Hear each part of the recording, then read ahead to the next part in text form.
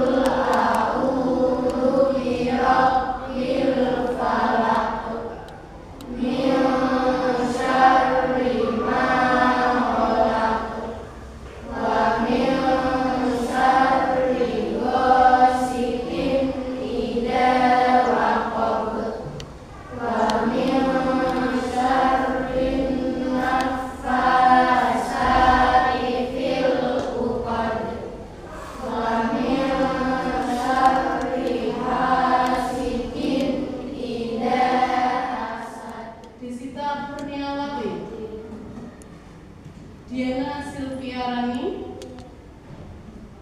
Hana Lailatul Iza, Hilman Saukila,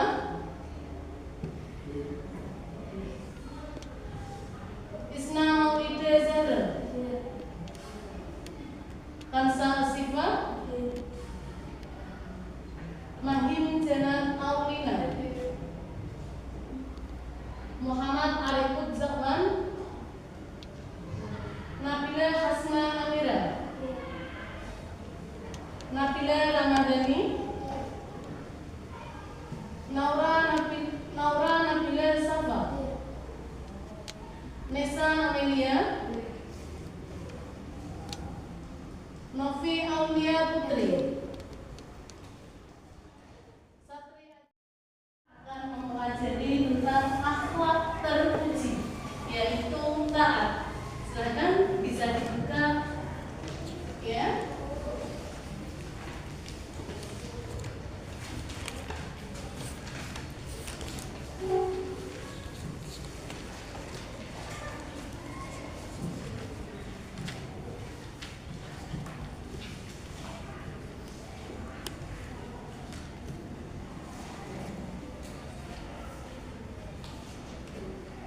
Sebelum kita mempelajari tentang akhlak terpuji yaitu taat, kita harus memahami tujuan pembelajaran terlebih dahulu. Yang pertama yaitu memahami pengertian, contoh dan dampak positif sifat taat. Yang kedua, menghayati perilaku taat kepada kehidupan sehari-hari. Yang ketiga, menceritakan kisah keteladanan terkait perilaku taat. Yang keempat yaitu membiasakan perilaku taat, yaitu kepada Allah, Rasulullah, orang tua, dan guru. Jadi kita harus tahu tujuan pembelajaran kali ini. Ya, lanjut. Ruang lingkup akhlak terpuji. Ya, di sini yang pertama kita harus tahu pengertian taat.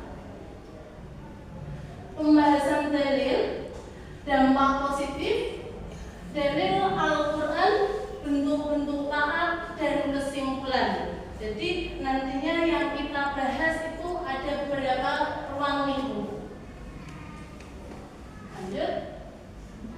Selanjutnya yaitu pengertian taat. Ada yang tahu pengertian taat itu?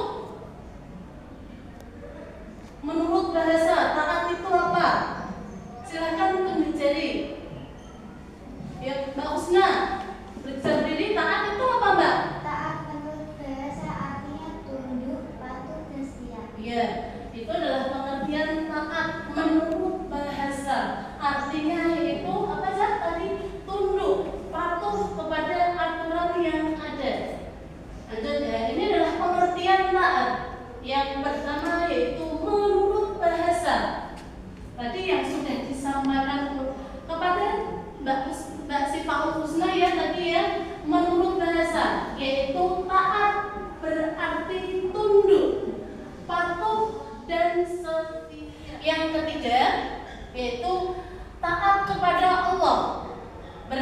berarti patuh kepada perintah dan aturan-aturan yang dibuat oleh Allah dalam segala hal. Ya, ini yang taat kepada Allah. Jadi kita harus menaati apa yang diberikan, aturan-aturan dari Allah.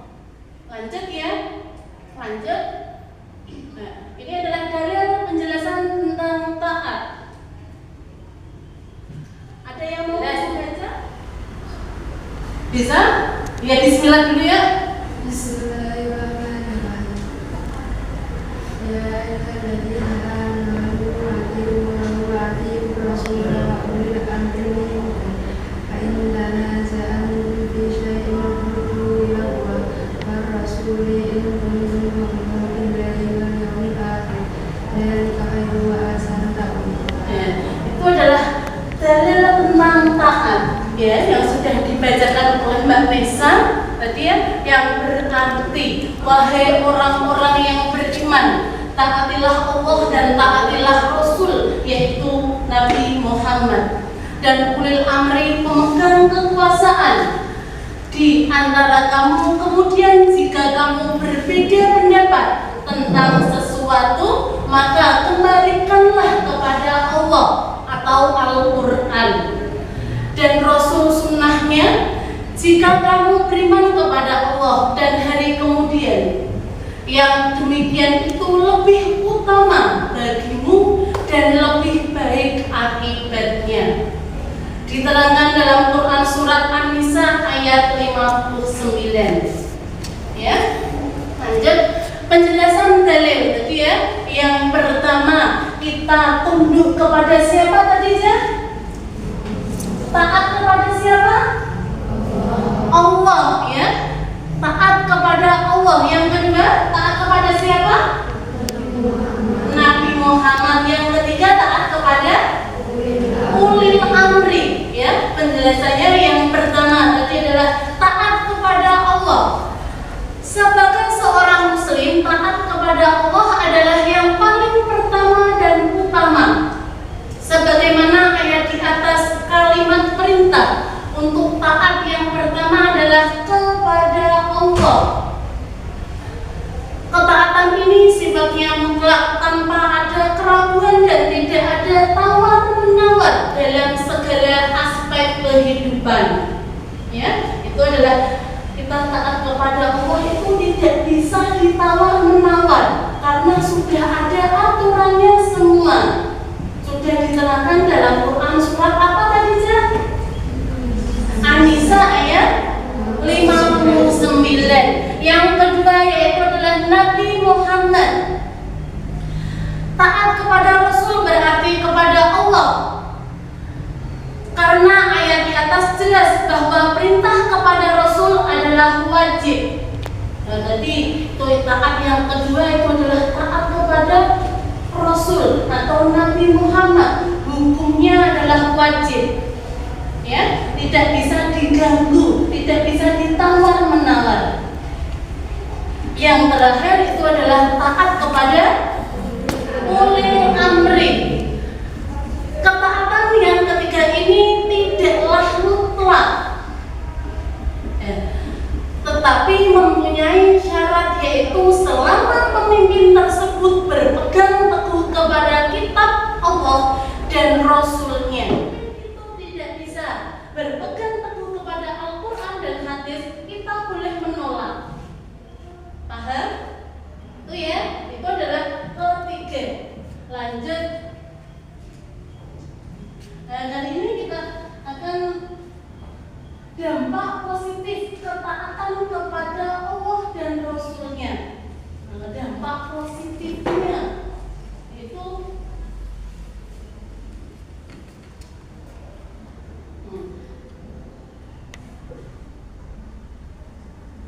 yang pertama, dampak positifnya di sini memperoleh kepuasan batin karena telah mampu melaksanakan salah satu kewajiban kepada Allah dan Rasulnya. Itu adalah dampak positifnya. Ya, itu memperoleh kepuasan batin. Batinnya itu sudah puas karena kita merasa sudah taat kepada Allah dan Rasul. Yang kedua, memperoleh ridha Allah karena telah mampu menaati perintahnya. Ya. Yang kedua, mendapatkan ridhonya Allah karena kita setelah melaksanakan perintahnya Allah. Yang ketiga, memperoleh kemenangan dan keuntungan yang besar.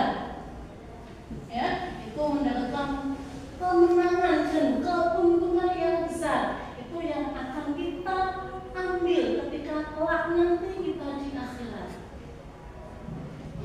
Dalam Quran apa saja ini ya?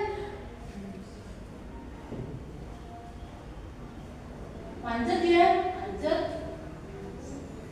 Bentuk-bentuk ketaatan kepada Allah. Ini adalah bentuk-bentuk ketaatan. Kita harus taat kepada siapa? Tadi siapa saja? Yang pertama kepada Allah. Yang kedua taat kepada Nabi Muhammad.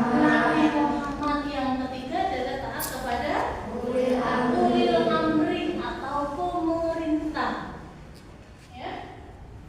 Yang keempat, bersyukur dan bertawakal. Kita harus bersyukur kita masih diberi kesehatan, harus tawakal beribadah. Ya, yang terakhir yaitu meningkatkan akhlak. Mari tingkatkan akhlak kita, sopan santun kita, ketaatan kepada orang yang lebih orang yang lebih tua harus kita taatkan kembali akhlaknya. Lanjut, yang kedua yaitu ketaatan kepada Nabi Muhammad. Ya. Yang pertama yaitu mengikuti sunnahnya. Baca mengikuti sunnahnya, contohnya di sini baca berpuasa Senin Kamis itu adalah melakukan sunnahnya, kesunatan. Yang kedua menerapkan, ya, itu adalah akhlak yang paling mulia. Yang ketiga yaitu mencintai Rasul melebihi diri sendiri. Kita harus mencintai setiap hari kita harus mengucapkan sholawat untuk Nabi Muhammad. Yang keempat, berdakwah dengan hikmah. Itu adalah yang keempat, berdakwah, mengamalkan. Tadi ya saya mengamalkan Al-Quran. Itu adalah bukti kita berdakwah dengan berdakwah. Yang kelima, tidak membedakan antara perintah Allah dan Rasul. Tidak boleh, karena kita tadi perintahnya taat kepada Allah dan Rasul itu hukumnya wajib. Jadi tidak boleh membedakan antara perintah Allah dan Rasulnya. Apapun itu perintah Allah dan perintah Rasulullah, kita harus melaksanakan. Ya. Lanjut. Yang ketiga yaitu ketaatan kepada ulil amri. Yang pertama yaitu tidaklah mutlak.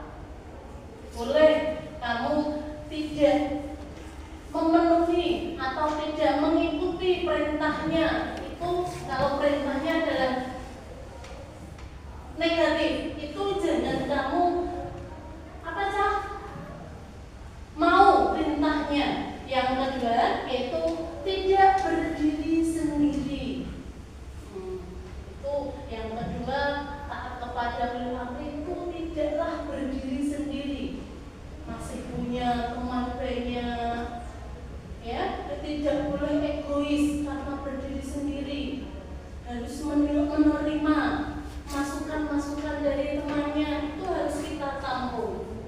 Yang ketiga, berkaitan dengan perintah Allah dan Rasulnya. Itu tadi ya, itu harus kita jalankan, tidak boleh mengelak.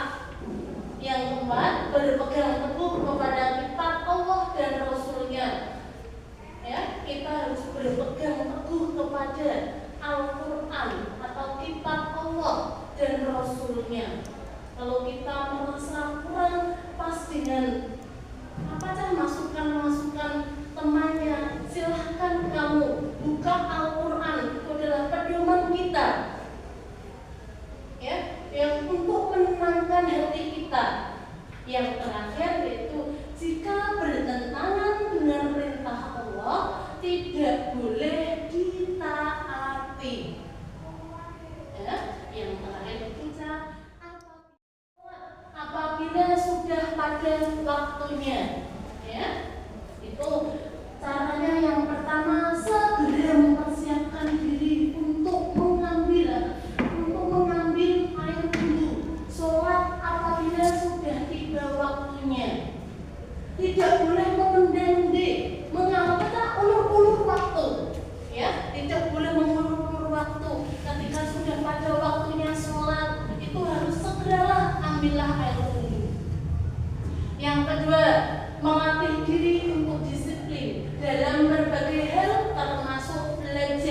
dan mengerjakan tugas di sekolah. Latihan disiplin, latihan menghargai waktu, termasuk belajar dan mengerjakan tugas sekolah. Yang ketiga, selalu disiplin dalam mengikuti tata tertib sekolah, baik dilihat guru maupun tidak. Ya, itu yang harus dilaksanakan. Itu harus kamu lakukan. Jangan dilihat gurunya baru dimasukkan bajunya. Kalau tidak dilihat gurunya, malah dikeluarkan lagi bajunya. Itu tandanya tidak menaati, ya saya. Tidak menaati perintah yang ada di madrasah. Yang keempat, senantiasa menjaga diri agar tidak melakukan hal-hal yang dilarang agama. Walaupun sedang sendirian, tidak ada orang lain yang melihat. Ya, ini yang terakhir, dibiasakan. Ya, itu ya. Silahkan ini nantinya kamu pahami dengan gambar ini. Perintahnya itu apa? Ya, di sini ada gambar. Apa aja gambar tak apa ini? Rapat ya. Nah, ini nanti kamu pahami. Itu ada masalahnya, nanti bisa dibuat kelompok. Buatlah kelompok minimal maksimal 5 sampai 6. Yuk mulai dari sekarang silahkan membuat kelompok. Ya, yuk bisa berdiri, buatlah kelompok.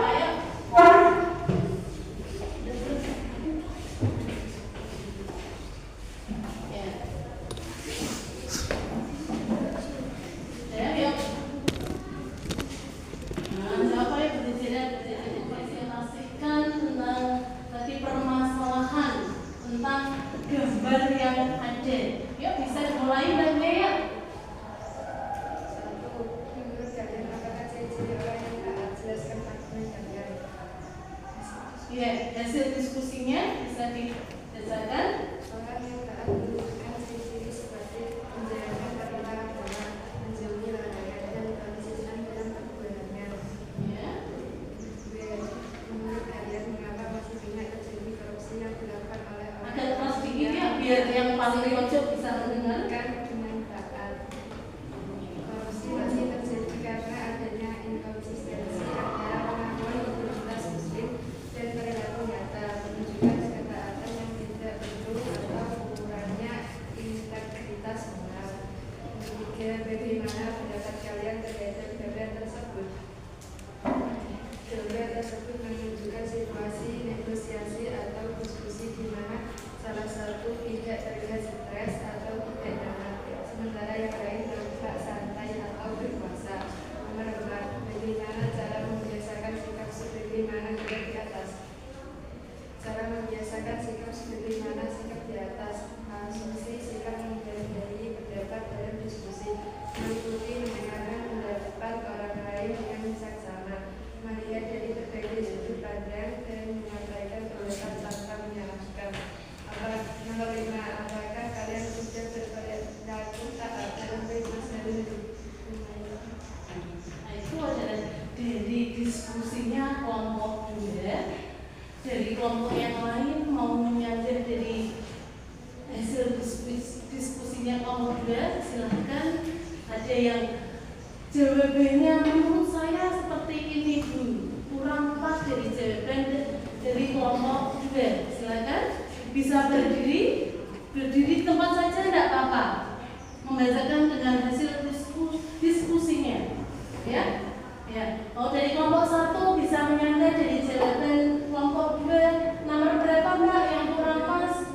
Oh, nomor 3. Itu adalah permasalahannya. Bagaimana pendapat kalian terhadap gambar tersebut, ya? Tadi jawabannya Mbaknya apa?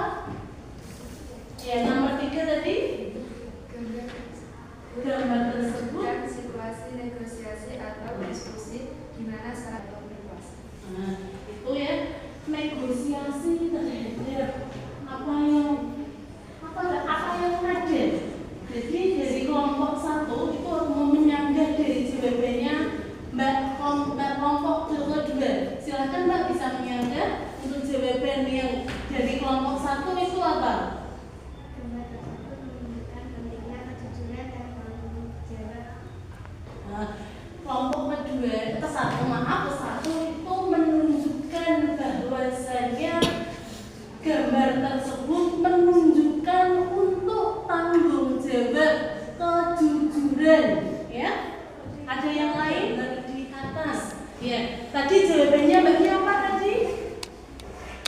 Cara membiasakan sikap sebagaimana sikap dalam asumsi, sikap menghargai pendapat dalam diskusi, meliputi mendengarkan pendapat orang lain dengan saksama, melihat dari berbagai sudut pandang dan menyampaikan pendapat orang lain. Ya, jadi bagaimana cara membiasakan sikap sebagaimana gambar di atas.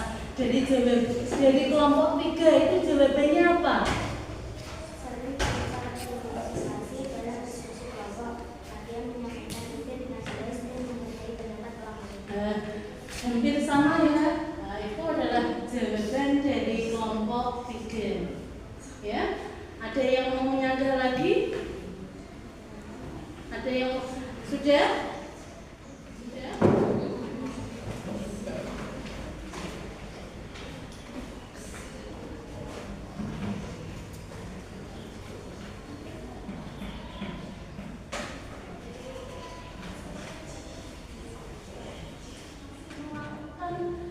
Korupsi karena apa, Cak? Dengan keegoisannya, ya, dia mau meraih kebahagiaannya tersendiri sehingga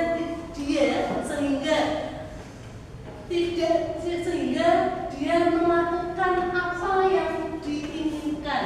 Yang ketiga, bagaimana pendapat kalian terhadap gambar tersebut? Ya, itu gambar tersebut menunjukkan bahwa harus kita tampung, tidak boleh egois, menang sendiri, itu tidak boleh. Yang kelima, apakah kalian sudah berperilaku taat kepada kehidupan sehari-hari? Ya, sudah apa belum, Jah? Sudah apa belum? Sudah.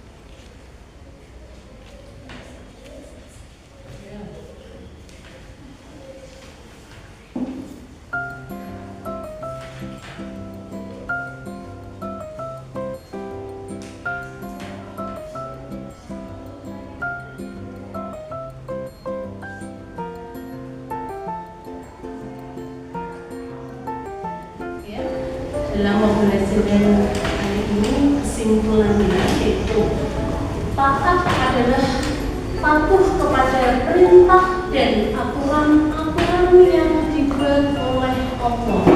Adalah kesimpulannya bahwasanya kita harus patuh kepada Allah, kepada Allah dan aturan-aturan yang telah diberikan kepada Allah.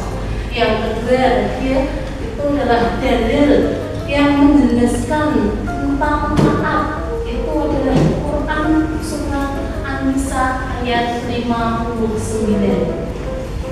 Yang ketiga, taat wajib dilakukan kepada Allah, Nabi Muhammad SAW.